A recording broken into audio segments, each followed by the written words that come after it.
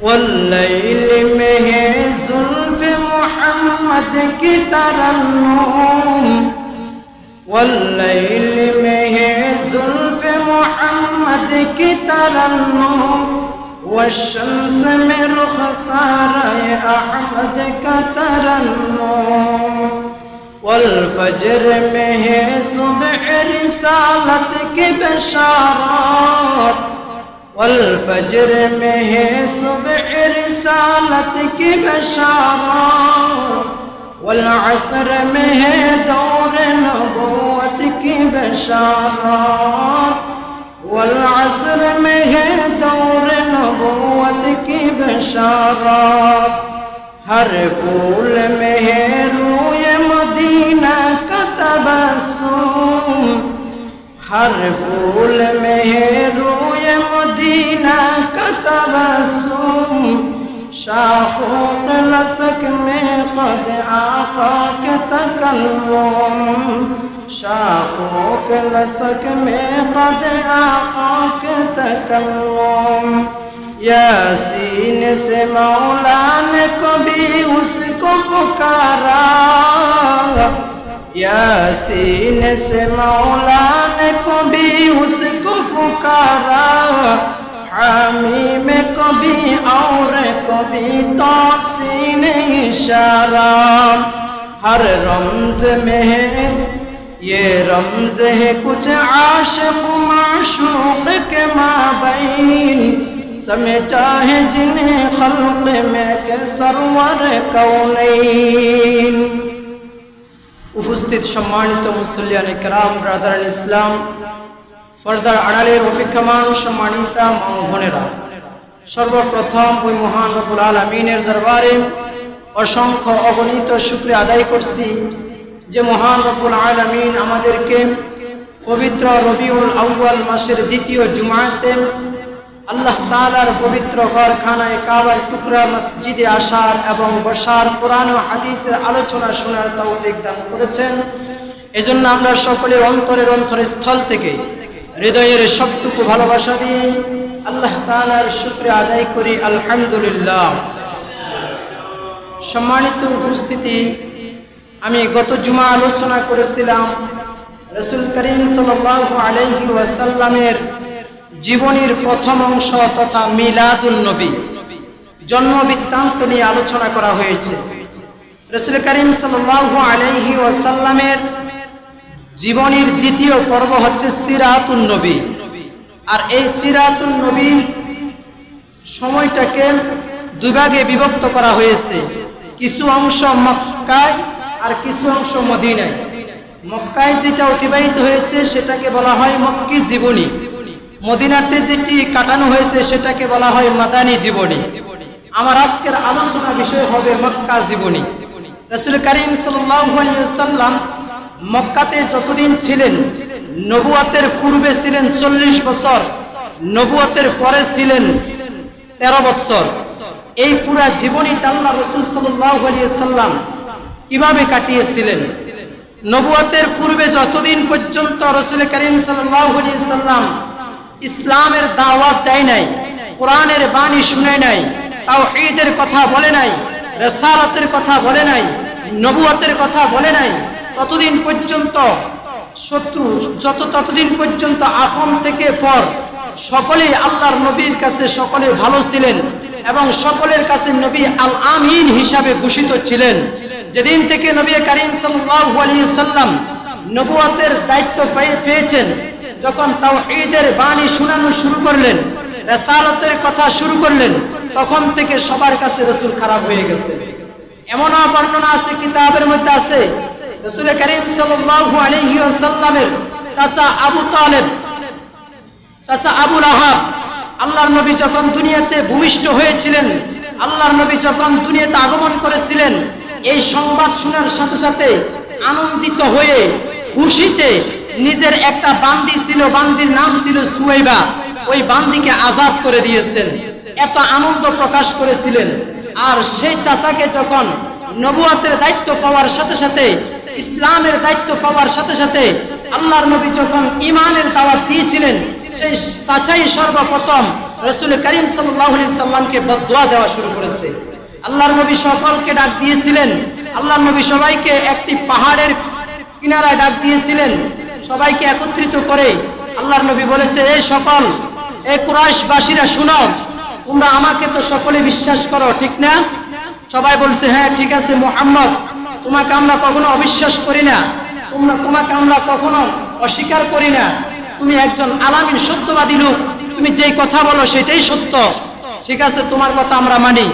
তো তিনি বললেন, আল্লাহ রাসূল বলছে, যদি আমি বলি যে কিছুক্ষণের মধ্যে পাহাড়ের অপর পাশ থেকে, অপর পিছন থেকে একটা শত্রু দল তোমাদের উপর এখনই আক্রমণ করবে, তোমরা কি এটা বিশ্বাস করো? তারা বলছে, হ্যাঁ অবশ্যই বিশ্বাস করি।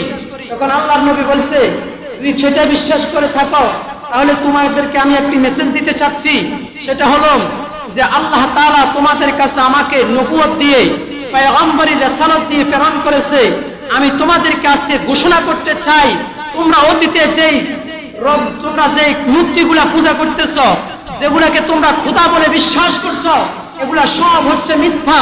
আমি যে নবুয়তের দায়িত্ব পেয়েছি, রিসালাতের দায়িত্ব পেয়েছি, আমি যে তাওহীদের বাণী তোমাদেরকে শোনাবো, সেটাই হলো সত্য। এটা কি তোমরা মানবে? এই কথা বলার সাথে সাথে আল্লাহর নবীর চাচা আবু লাহাব সাথে সাথে বলল, তাব্বান লাকা আলি হাজা জামাতানা, হে মুহাম্মদ তুই ধ্বংস হয়, তুই এই জন্য নাকি আমাদেরকে একত্রিত করেছিস? সাথে সাথে নিজের চাচা, কলিজার টুকরা চাচা আল্লাহর নবীর শত্রু হয়ে গেছেন, অথচ 40 বছর পর্যন্ত তারাই আল্লাহর নবীকে আলামিন বলে ঘোষণা করেছেন। সাথে সাথে আল্লাহ তাআলা কোরআনের আয়াত নাযিল করেছেন, তাব্বাত ইয়াদা আবি লাহাবিন ওয়া তাব মা আগনা আনহু মালুহু ওয়া মা কাসাব সায়াসলা নারান যাতা লাহাব ওয়া ইমরাআতুহু হাম্মালাতাল হাতাব ফি জিদিহা হাবলুম মিন মাসাদ।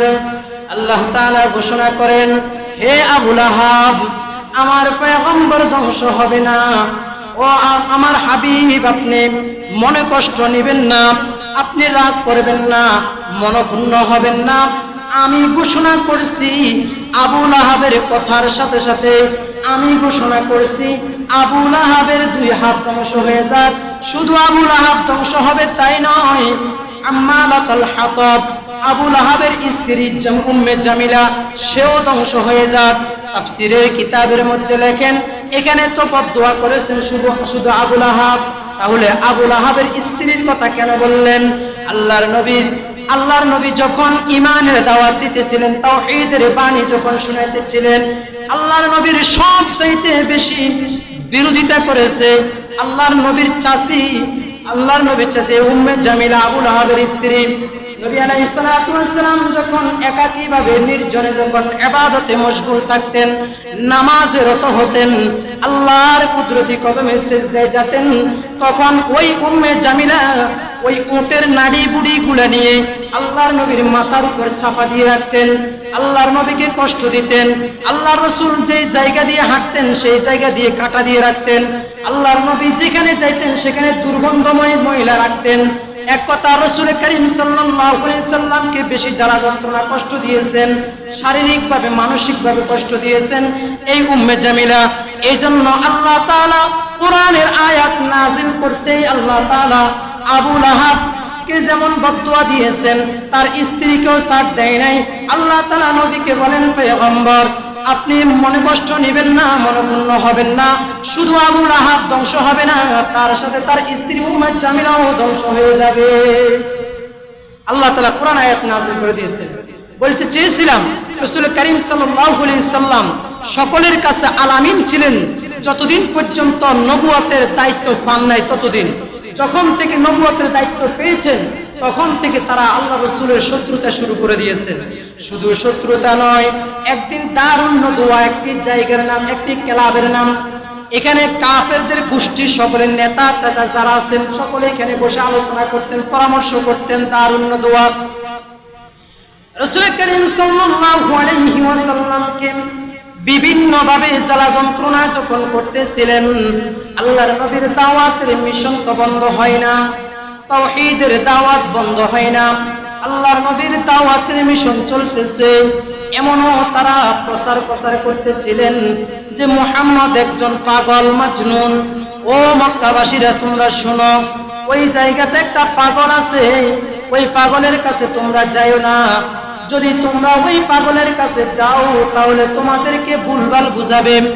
এভাবে আল্লাহর নবীর নামে ষড়যন্ত্র করতেছিল।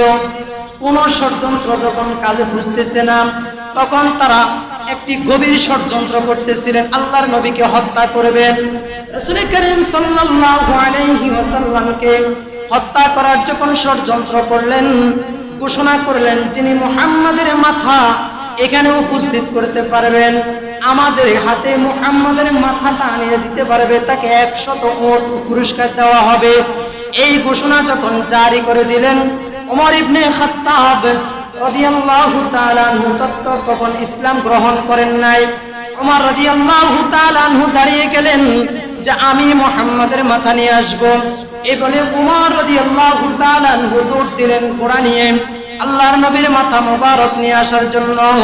আল্লাহ রাসূল সাল্লাল্লাহু আলাইহি ওয়াসাল্লাম সাহাবী আরকাম রাদিয়াল্লাহু তাআলা আনহুর ঘরের মধ্যে তখন পলাতক ছিলেন, গোপনে ইসলাম প্রচার করতেছেন।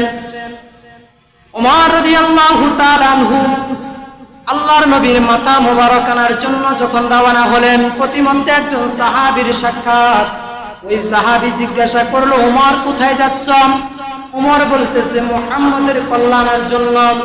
তিনি বলতেছে, হে ওমর, মুহাম্মাদের মাথা আনার আগে তোমার ঘর ঠিক করো।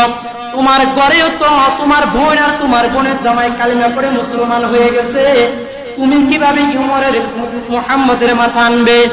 এই কথা বলার সাথে সাথে ওমরের মাথা আরো গরম হয়ে গেল। এবার ব্যাক করলেন, নিজের বোনের বাড়ির দিকে রওনা করলেন। নিজের বোনের বাড়িতে যখন পৌঁছলেন, বোনের ঘরের দরজায় যাওয়ার সাথে সাথে ঘর থেকে কোরআনের আওয়াজ আসতেছেন। ওইখানে ওমর রাদিয়াল্লাহু তাআলা আনহুর বোন আর বোনের জামাই ওনারা কোরআন পড়তেছেন, আরেকজন সাহাবী তাদেরকে কোরআন পড়াইতেছেন, সূরা তাহা পড়াইতেছেন। ওমর রাদিয়াল্লাহু তাআলা আনহু দরজায় দাঁড়িয়ে কিছুক্ষণ শুনলেন। শোনার পরে দরজায় আঘাত করলেন।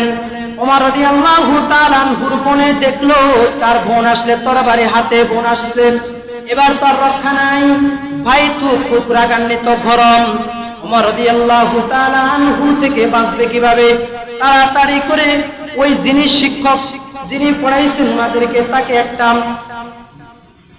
একটা গোপন জায়গায় গোপন করলেন, লুকাই ফেললেন। আর ওই দুইজন সামনে আসলেন। সামনে আসার পরে ওমর রাদিয়াল্লাহু তাআলা আনহু বোনকে জিজ্ঞাসা করলেন, তোমরা কি পড়লেন? তিনি বললেন, আমরা যেটা পড়েছি তুমি সেটা শুনতে পারবে না। এই কথা বলার সাথে সাথে বোনের উপর রাগান্বিত হয়ে বোনের জামাইকে আঘাত করা শুরু করলো তরবারি দিয়ে। এবার বোন যখন করলো, বোনেরও আঘাত করলো। এক পর্যায়ে নিজে ক্লান্ত হয়ে গেল। বোনের এবং বোনের জামাইকে ভগ্নিপতিকে মারার পরে নিজে ক্লান্ত হয়ে গেল। এরপরে তিনি জিজ্ঞাসা করলো, আল্লাহ তাআলা দিলের মধ্যে রহম ঢালতেছেন। তিনি জিজ্ঞাসা করলো, শুনো, তোমরা এতক্ষণ পর্যন্ত যেটা পড়েছো আমাকে একটু শোনাও না? বোন বলল, ভাই তুমি এই কোরআনের আওয়াজ তেলাওয়াত শুনতে পারবে না, কারণ তুমি এখনো নাপাক। তোমাকে পবিত্রতা অর্জন করতে হবে। নাপাক অবস্থা আল্লাহর কোরআন শোনা যায় না। বলছে পাক হইতে হলে কি করতে হবে? বলতেছে পাক হইতে হলে তোমাকে গোসল করতে হবে। এরপরে কি করতে হবে? ওযু করতে হবে। এরপরে কি করতে হবে? তারপরে তুমি এই কোরআন হাতে নিতে পারবে। এছাড়া তুমি আল্লাহর কোরআনকে টাচ করার মতো ক্ষমতা রাখো না। বোনকে বলল, ওমর রাদিয়াল্লাহু তাআলা আনহু বলতেছে, আচ্ছা ঠিক আছে, আমাকে গোসল করাও, আমাকে ওযু করাও, আমাকে এই কোরআনটা একটু শোনাও।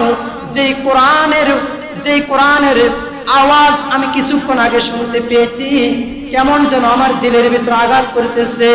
আমাকে একটু এই কোরআনের আওয়াজটা শোনাও। আল্লাহু আকবার। আল্লাহ তাআলা কিভাবে দিলের মধ্যে রহম ঢালিয়ে দেখেন। হযরত ওমর রাদিয়াল্লাহু তাআলা আনহু গোসল করলেন, ওযুও করলেন, পবিত্রতা অর্জন করলেন। এরপরে ওই হযরতে খাব্বাব রাদিয়াল্লাহু তাআলা আনহু লুকানি থেকে ফলানি থেকে বাইর হইলেন। এরপরে উভয়জনকে কোরআনের আওয়াজ শুনাইলেন, কোরআনের তেলাওয়াত শুনাইলেন। ওনার দিল নরম হয়ে গেল। তিনি বলতেছে আমাকে একটু কালিমা পড়ে মুসলমান বানায়া দাও। বোন বলল ভাই তোমাকে আমরা কালিমা পড়ে মুসলমান বানাবো না, তুমি ওই মুহাম্মাদের কাছে চলো যে মুহাম্মাদের মাথা আনার জন্য রওনা হয়েছিলে, ওই মুহাম্মাদের কাছে চলো। এবার তিনজন আর চারজন, একসাথে চারজন মিলে রওনা হলো আল্লাহ রাসূলের দরবারের দিকে।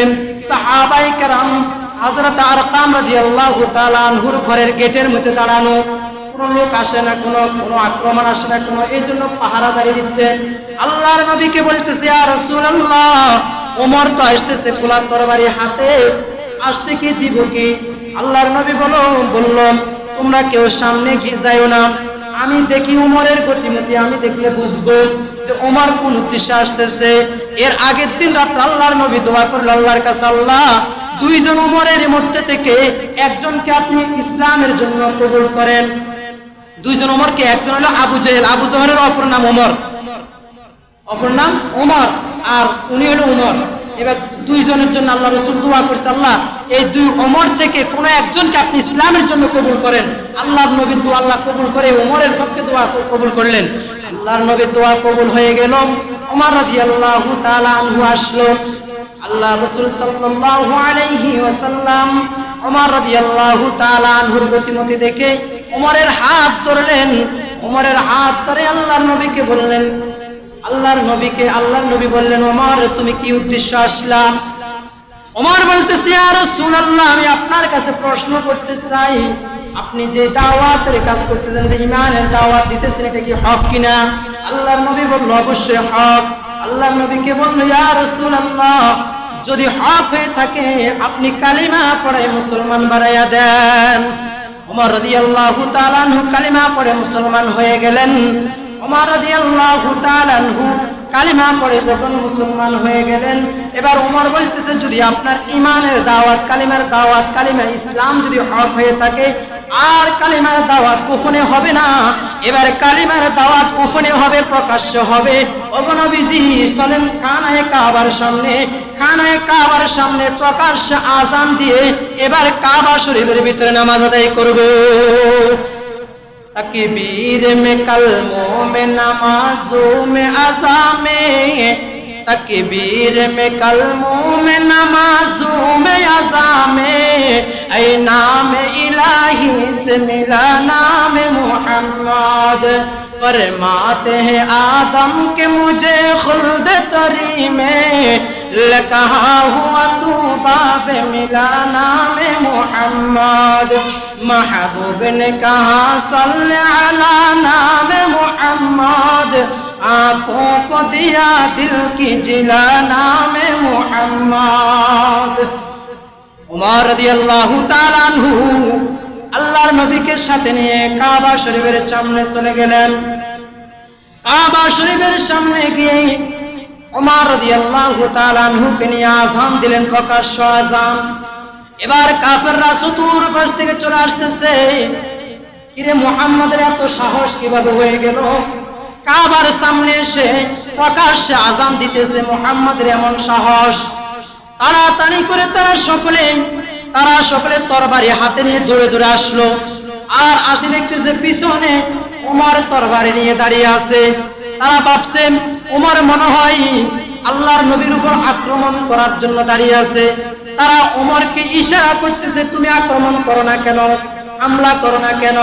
ওমর চিৎকার দিয়ে আওয়াজ দিয়ে বলে এ কাফের, এ মক্কার কাফেররা শোনো, এবার মুহাম্মাদের কাছে মুহাম্মাদের মাথা নেওয়ার জন্য ওমর গিয়েছে। ওমর নিজের মাথা মুহাম্মাদের কাছে দিয়ে দিয়েছে। এবার ওমর শপথ গ্রহণ করেছে মুহাম্মদ এবং মুহাম্মাদের ইসলামের বিরুদ্ধে যে কথা বলবে তার কল্লা এই তরবারি ফয়সালা করবে। সুবহানাল্লাহ। ইসলাম প্রতিষ্ঠিত হয়ে গেল। ওমর রাদিয়াল্লাহু তাআলা আনহু যখন ইসলাম গ্রহণ করলেন, এরপর প্রকাশ্যভাবে ইসলামের দাওয়াত প্রচার শুরু করলেন। এজন্য ইসলামের সূচনা লগ্নে মুসলমানদের অনেক নির্যাতন করা হয়েছে, মুসলমানদেরকে অনেক কষ্ট দেওয়া হয়েছে। হযরত সুমাইয়া রাদিয়াল্লাহু তাআলা আনহা সর্বপ্রথম যিনি ইসলামের জন্য শাহাদাত বরণ করেছেন একজন নারী, তার নাম হলো সুমাইয়া রাদিয়াল্লাহু তাআলা আনহা। তাকে এমন নির্মমভাবে শহীদ করেছেন, তার লজ্জাস্থানের মধ্যে তীরের আঘাত করে তাকে শাহাদাত বরণ করা হয়েছে। একমাত্র দোষ কি? কালেমা পড়ে মুসলমান হয়েছে, ইসলাম গ্রহণ করেছেন। আমরা ইসলামের জন্য কতটুকু ত্যাগ দিয়েছি, ইসলামের জন্য আমাদের কতটুকু কুরবানি রয়েছে।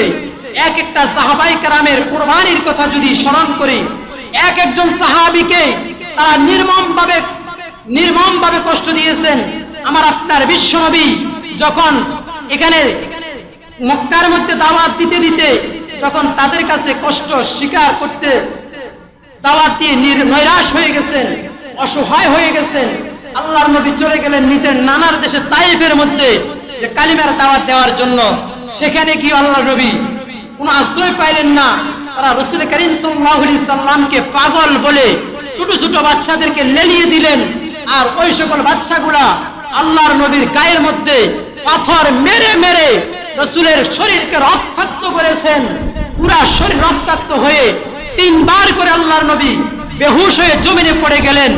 জিবরিল আলাইহিস সালামকে আল্লাহ তাআলা পাঠিয়েছেন। জিবরিল আলাইহিস সালাম নবী আলাইহিস সালামকে এভাবে কুলে উঠাইয়া পাহাড়ের উপরে নিয়ে গেলেন। শোয়ানোর কোনো ব্যবস্থা নাই, বিছানা নাই। একটা পাথরকে বললেন, জিবরিল বললেন, হে পাথর, তোমার উপর আল্লাহর নবী বিশ্ব নবীকে শোয়াইতে চায়। সাথে সাথে ওই পাথরটা তুলার মতো নরম বিছানা হয়ে গেছে। আল্লাহর নবীকে আশ্রয় দিলেন। একটা পাথর নবীকে চিনল, গাছ হয়ে নবীকে চিনল, বনের হিংস্র প্রাণী হয়ে নবীকে চিনল।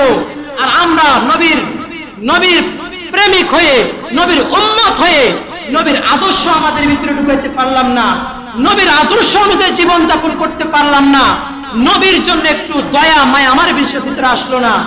তাহলে আমরা কেমন উম্মত দাবি করি? আমার নবীর ইজ্জতকে নিয়ে ছিনিমিনি করা হচ্ছে, আমার নবীকে ব্যঙ্গ করা হচ্ছে। আপনারা জানেন কিছুদিন আগে খুলনাতে এক কুলাঙ্গার আমার নবীর ইজ্জত নিয়ে ব্যঙ্গ করা হয়েছে, আমার নবীর ইজ্জত নিয়ে কুরুচিপূর্ণ ভাষায় গালি দেওয়া হয়েছে। সাথে সাথে সেখানের মুসলমানরা, তাওহীদি জনতা, আপনার নবীর প্রেমিকরা তাকে গণপিটুনি দিয়ে হত্যা করেছে। আলহামদুলিল্লাহ বলেন। আমরা চাই নবীকে নিয়ে যারা কটূক্তি করবে, নবীর ইজ্জতের উপর যারা আঘাত করবে, আমার বাবাকে গালি দিলে আমরা সহ্য করতে পারি, আমার মাকে গালি দিলে আমরা সহ্য করতে পারি, আমার সম্পদ নিয়ে চিনিমিনি করলে সহ্য করতে পারি, আমার নবীর ইজ্জতের ব্যাপারে কথা বললে মুসলমানদের কখনো সহ্য হয় না। কারণ নবী আলাইহিস সালাম বলেছেন, লা ইউমিনু আহাদুকুম হাত্তা কুনা মিন ওয়ালিদিহি ওয়া ওয়ালাদিহি ওয়ান নাসি আজমাইন। আল্লাহর নবী ঘোষণা করেছেন, তুমি ততক্ষণ পর্যন্ত পূর্ণাঙ্গ মুমিন হতে পারবে না যতক্ষণ পর্যন্ত তোমার ভিতরে মা বাবার চাইতে, ছেলে সন্তানের চাইতে, বিবি বাচ্চার চাইতে, ধন সম্পদের চাইতে, পৃথিবীর সমস্ত মানুষের চাইতে তোমার ভিতরে নবীর ভালোবাসা বেশি হবে না, ততক্ষণ পর্যন্ত তুমি পরিপূর্ণ মুমিন হতে পারবে না। এজন্য মুমিন হতে হলে নবীর প্রেম ভালোবাসা আমার অন্তরে থাকতে হবে। ঠিক না বলেন? নবীর প্রেম ছাড়া জান্নাতের আশা করা যায় না, নবীর ভালোবাসা ছাড়া ঈমানের আশা করা যায় না। ঈমানের অংশ হলো নবীর ভালোবাসা। এজন্য নবীর মুহাব্বত নিয়ে আমরা মরতে চাই কি চাই না? ইনশাআল্লাহ নবীর ভালোবাসা নিয়ে মরতে চাই কি চাই না? আল্লাহ তাআলা আমাদের সকলকে নবী আলাইহিস সালামের বাস্তব প্রেমিক হয়ে এই দুনিয়া থেকে যাওয়ার তৌফিক দান করেন। ওয়া আখির দাওয়ানা আলহামদুলিল্লাহি রাব্বিল আলামিন।